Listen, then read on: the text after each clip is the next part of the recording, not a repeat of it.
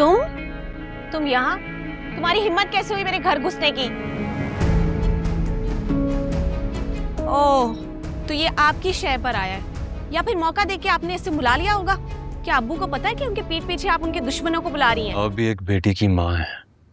अपनी बेटी को मेरी बहन की जगह रख के एक बार सोचिए, अगर उसके ससुराल वाले उसके साथ ये सब कुछ करते तो आप बर्दाश्त कर पाती? अल्लाह ना करे बेटा, ऐसा तो मत कहो।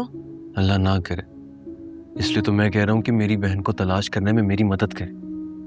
क्या पता आपकी इस नेकी की वजह से आपकी बेटी और आपके शोहर की पकड़ में थोड़ी सी नरमी आ जाए। बेटा तुम हर बात में मेरी बेटी को क्यों घसीट रहे हो बीच में? उसने तो अरबाज की जायदाद अपने नाम पर नहीं करवाई ना, और उसका क्या लेना देना इस तमाम किस्से से? आपकी इतला के लिए अर्ज है आंटी कि आपकी बेटी को शुरू दिन से सब कुछ मालूम था। और एक और सच बताना चाहूंगा आपको, आपकी बेटी इतनी मासूम और भोली नहीं है जितनी आपको लगती है। बल्कि उससे ज्यादा चालाक और तेज लड़की मैंने अपनी जिंदगी में नहीं देखी, क्योंकि उस पे आपका नहीं, उसके बाप का रंग चढ़ा है। तुम यहाँ? तुम्हारी हिम्मत कैसे हुई मेरे घर घुसने की?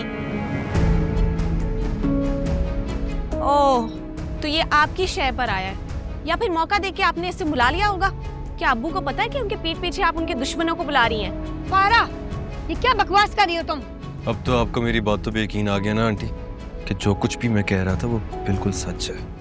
क्या बकवास की है तुमने मेरे बारे में? और तुम होते कौन हो मेरे बारे में बात करने वाले? मैं वही हूँ जिसने शुरू दिन से तुम्हारी असलियत भांप ली थी, तभी तुम्हारी धोखेबाज और लालच भरी मोहब्बत से खुद को बचा लिया था, और उसका बदला तुमने और तुम्हारे सो कॉल्ड शरीफ बाप ने मेरी बहन से लिया। Oh, shut up and get lost. You shut up! और दोबारा ये गलती करने के बारे में सोचना भी मत,